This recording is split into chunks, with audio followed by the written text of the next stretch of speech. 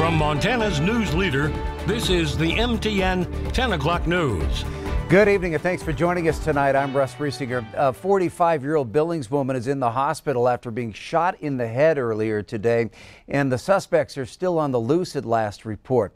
It happened just before 12:30 today at a multi-unit apartment complex in the 4100 block of King Avenue East. Billings police posted on Twitter that unknown suspects fired multiple rounds through an apartment door, striking the woman in the head.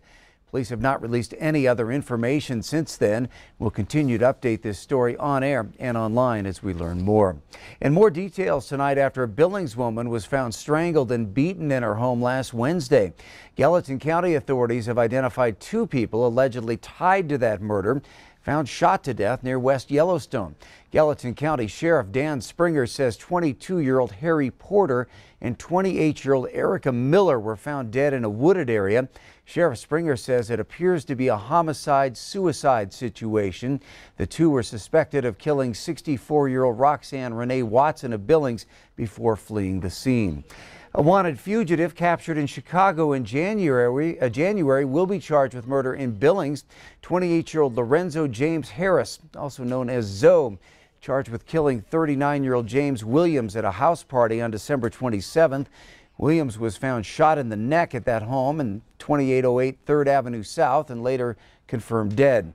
Court documents state Harris was seen fighting with the victim in the doorway of Harris's mother's home in the early morning hours of December 27th. Harris then allegedly shot Williams in the neck. Harris is charged with felony deliberate homicide and tampering with witnesses and informants. He faces up to life in prison. He's expected to be arraigned tomorrow. Well, Billings Public Schools will do away with its remote learning platform next year after offering in-person and remote classes for this past school year. Superintendent Greg Upham made that announcement at a school board meeting tonight. Q2's Mitch Legge joins us now with details. All Billings Public School students will go back to the in-person classroom next fall. At a board meeting Monday night, Superintendent Greg Upham detailed how the 2021-22 school year will be different. School District 2 will do away with its remote learning platform next fall. For the past school year, the district has offered dual platform learning, either solely remote or in person. Upham said the remote learning platform is financially unsustainable, costing the district an additional $5 million a year to operate. He also said many students have struggled in the remote setting and will have a better chance catching up in live instruction. Another major shift for middle and high school students will be the switch back to 6-period class days. To better cohort students, the district opted this year for students to be in a block schedule, splitting their 6 classes in half, with students attending 3 classes either every other day or every other week. Upham said the decision to keep the 6-period days was made after surveys of teachers, parents, and students. A major challenge was that the schedule wouldn't allow for the classes to be reduced to 90 minutes, rather than 2 hours like students and teachers have experienced this year. And on the topic of high school graduation, the ceremonies are scheduled to happen at the regular time inside the Metro Park First Interstate Arena. Each student will be allowed 6 guests, and all of the graduating class will be seated on the floor of the arena. Students will be required to wear masks. I think we all have to begin to live as normal as we possibly can.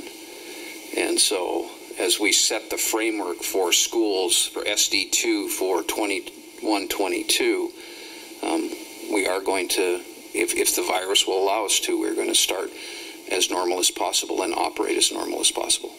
Upham said Billings students will be required to wear masks through the end of the year.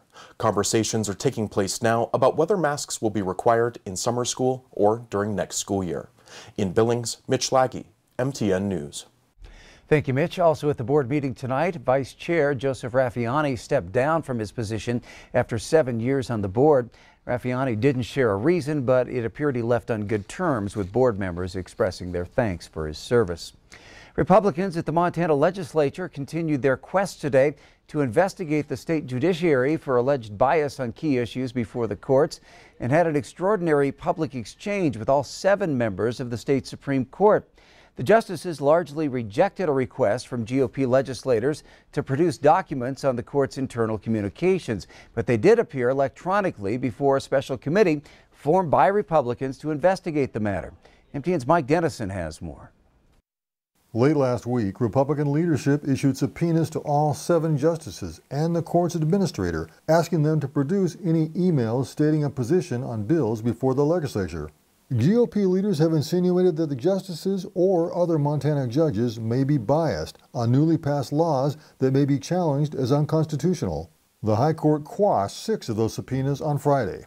And on Monday, Supreme Court Justice Jim Rice took his subpoena before a state district judge in Helena, who also quashed it. But all 7 justices did appear Monday via Zoom before a special committee created by Republicans to investigate their allegations. Supreme Court Justice Dirk Sandifer also responded in greater detail on his email practices and said he had not taken positions on any bills. The other justices did not provide any documents, but said they are committed to ruling fairly on any question before them, including whether the subpoenas are legal. I have not done anything which would cause you concern or to question my impartiality when considering challenges to your legislation. I have not prejudged any of your legislation, am not aware of much of it, and I will decide any constitutional challenges only after I fully am informed by briefing, argument, and research into the law. Chief Justice Mike McGrath also said while it's unusual that the court must rule on subpoenas directed at its own members, that is the court's job under the Constitution. But here we are. We're the Supreme Court. That's where this issue is. It's our responsibility to decide this issue.